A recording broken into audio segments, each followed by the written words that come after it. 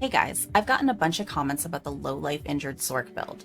You might have similar gear to mine, but you're still getting one shot or you keep dying in your AOZ runs. Hopefully this video guide explanation can help you make it through your dungeon whether you have 100 or 4000 HP. But before we get into it, I want to announce that I've started streaming on Twitch again a few nights a week. So if you want to check out some of my runs live, feel free to tune in, and I'll also drop the link in the description below as well. In order for this build to be successful, this build has two very specific requirements for our gear. First, we need damage reduction while injured on a very minimum of 2 pieces of gear. For my build, I use this stat on both my pants and my boots. With nearly max rolls, I sit at 67.1% of damage reduction while injured on these 2 pieces. When I first started the injured build, I also had the stat spec'd on a 3rd piece of gear, my amulet, while I learned and eased into the build. But when pushing higher AOZ tiers, we must be spec'd into more damage, so you can drop the injured stat off your amulet to opt for more damage or utility stats.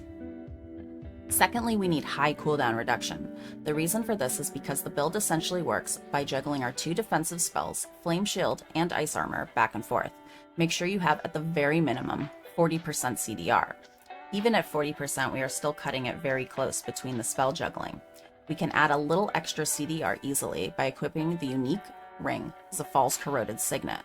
Zafal's gives us a little extra cushion and allows us to do a small overlap between Flame Shield and Ice Armor before they expire. I have cooldown on my helm, my amulet, both of my rings, and my focus. Now that we've gone over the gear needed, let's take a look at our skill tree.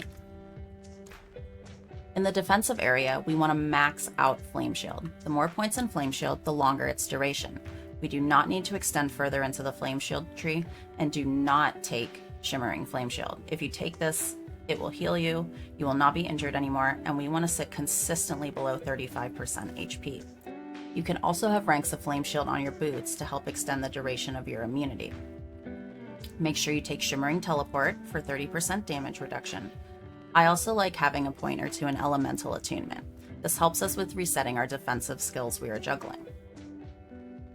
In the Conjuration area, there's a branch that we want maxed out to make this all work.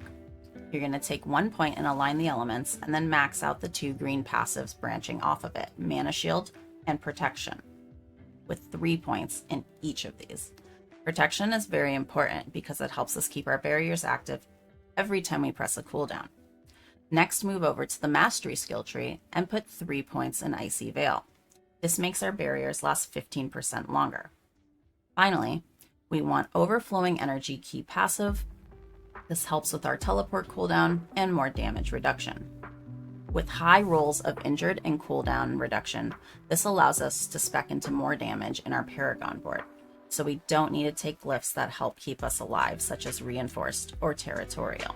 We still want to take certain rare yellow nodes that allow us to max out our elemental resistances.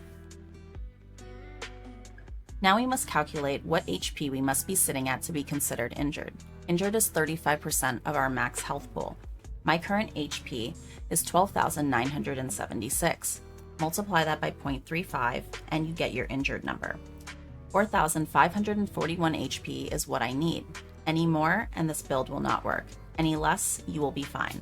Also make sure to recalculate this number if using elixirs or incense that affect your health pool. Now that we have our number, let's go get injured. This is annoying and tedious, but the easiest way is to run outside of town and have some mobs smack you until you are at or below your 35% injured number.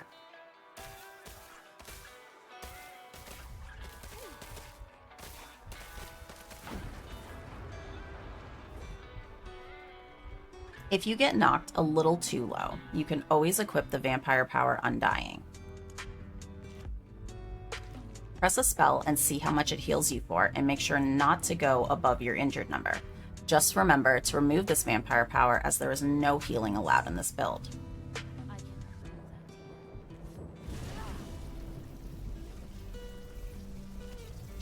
I also recommend changing or disabling your healing potion key to prevent any accidental heals while you get used to this build.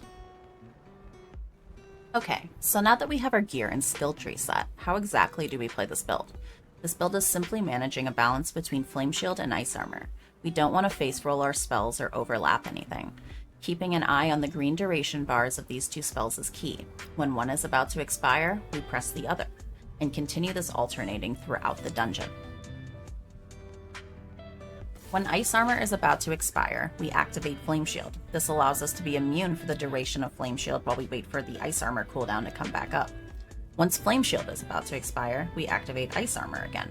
We continue this alternating rotation between these two defensive spells for the entirety of the dungeon. Either of these spells dropping off puts you at risk for dying. Remember, we get an additional 30% damage reduction and a small barrier when we teleport, but do not rely on the barrier from teleport to keep you from getting one-shot. This build is simply weaving your other spells while juggling the permanent uptime of Ice Armor and Flame Shield. Here I will demonstrate the defensive spell juggling.